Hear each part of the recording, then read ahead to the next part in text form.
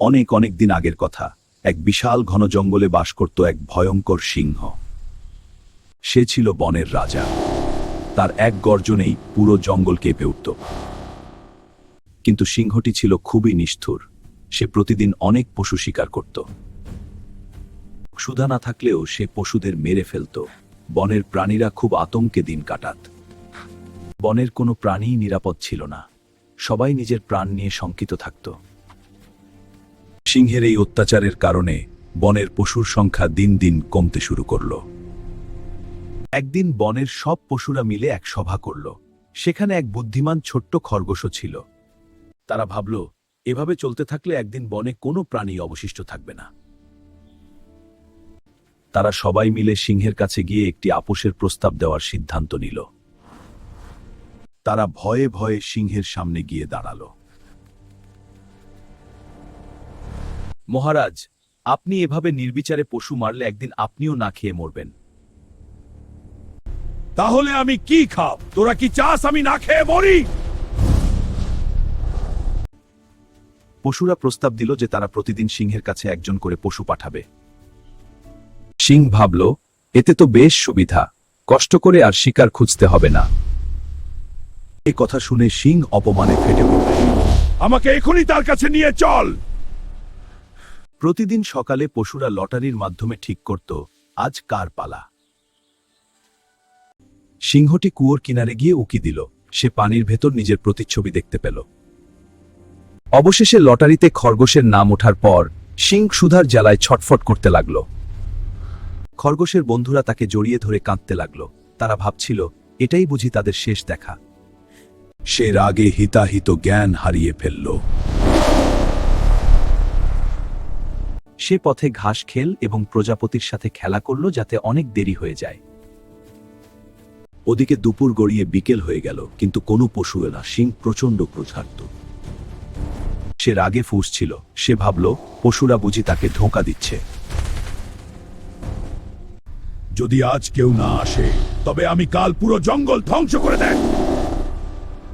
অবশেষে সূর্য যখন ডুবতে শুরু করেছে, তখন খরগোশটি ধীর পায়ে সিংহের সামনে উপস্থিত হল।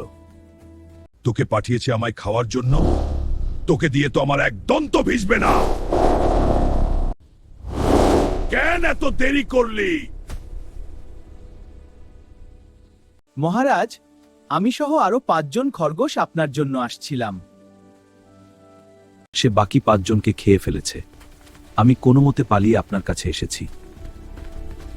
অন্য সিং, এই বনে আমার চেয়ে শক্তিশালী কে আছে? সে নিজেকে এই বনের আসল রাজা বলছে এবং আপনাকে ভণ্ড বলছে। এ কথা শুনে সিংহের অহংকারে আঘাত লাগল। সে রাগে পাগল হয়ে গেল। সিংহ রাগে অন্ধ হয়ে দ্রুত ছুটছিল। তার শুধু প্রতিশোধের নেশা। খরগোশ সিংহটিকে বনের মাঝখানে এক পুরনো কুয়োর দিকে নিয়ে যেতে লাগল। সিংহটি এতই রেগেছিল যে সে কুয়োর চারপাশ লক্ষ্য করছিল না। খরগোশ মনে মনে ভাবছিল, তার বুদ্ধি খুব চমৎকারভাবে কাজ করছে। অবশেষে তারা একটি পুরনো গভীর কুয়োর কাছে এসে থামল। মহারাজ, ওই কুয়োর ভেতরেই সে লুকিয়ে আছে। সে খুব ভয়ঙ্কর। সিংহটি কুয়োর কিনারে গিয়ে দাঁড়াল। কুয়োটি ছিল অনেক গভীর এবং এতে স্বচ্ছ ও শান্ত পানি ছিল। সিংহ যখন কুয়োর ভেতরে উকি দিল, সে পানিতে নিজের প্রতিচ্ছবি দেখতে পেল। সে পানির ভেতর নিজের প্রতিফলনকে অন্য সিংহ মনে করল। সিংহটি কুয়োর দিকে তাকিয়ে দাঁত খিঁচাল। কুয়োর ভেতর সে ঠিকই তাকে দাঁত খিঁচিয়ে ভয় দেখাল। সে কুয়োর দিকে তাকিয়ে এক বিশাল হুঙ্কার দিয়ে গর্জন করে উঠল।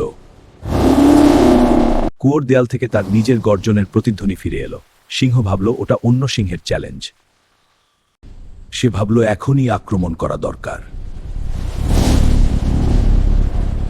আর কোনো চিন্তা না করে সে কুয়োর ভেতর মরণ ঝাঁপ দিল। এক বিকট শব্দে সিংহটি কুয়োর পানির নিচে তলিয়ে গেল। সিংহটি আর কুয়ো থেকে উঠতে পারল না। এভাবেই বোকা ও অহংকারী সিংহের মৃত্যু হল। খরগোশটি বিজয়ের হাসি হাসল। সে দ্রুত পায়ে বনের পশুদের এই খুশির খবরটি দিতে ফিরে চলল। পশুরা ভাবছিল ছোট্ট খরগোশটি বুঝি আর কোনোদিন ফিরে আসবে না।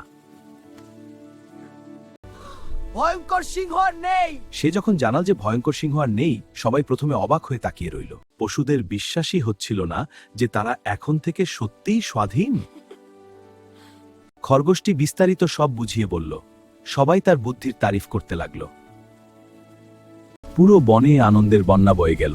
সবাই মিলেমিশে খাবার ভাগ করে খেতে লাগল। পাখিরা তাদের গানের মাধ্যমে পুরো বনে শান্তির বার্তা পৌঁছে দিল। এভাবেই বোকা সিংহের মৃত্যু হল। ছোট্ট খরগোশটি তার বুদ্ধির জোরে পুরো জঙ্গলকে বাঁচাল। বনের পরিবেশ এখন শান্তিতে ভরপুর। সবাই এখন সুখে শান্তিতে বসবাস করতে লাগল। বুদ্ধিই হলো আসল শক্তি। গায়ের জোর দিয়ে সবকিছু জয় করা যায় না। এখন থেকে বনের ছোট বাচ্চারা নির্ভয়ে খেলাধুলা করতে পারে। সিংহের সেই ভয়ঙ্কর গুহাটি এখন পরিত্যক্ত হয়ে পড়ে রইল। খরগোশটি জানাতো যে তার সামান্য বুদ্ধি পুরো জঙ্গলকে বাঁচিয়েছে। এই গল্প আমাদের শিক্ষা দেয় যে বিপদের সময় বুদ্ধি খাটালে বড় বিপদও এড়ানো যায়। এই গল্পের শিক্ষা হলো শারীরিক শক্তির চেয়ে বুদ্ধির শক্তি অনেক বেশি শক্তিশালী। সমাপ্ত।